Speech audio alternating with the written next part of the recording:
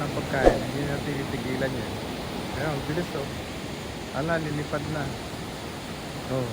Ay, ay, may dumating na isa. Matama sa kanya. Ala, iniwan na.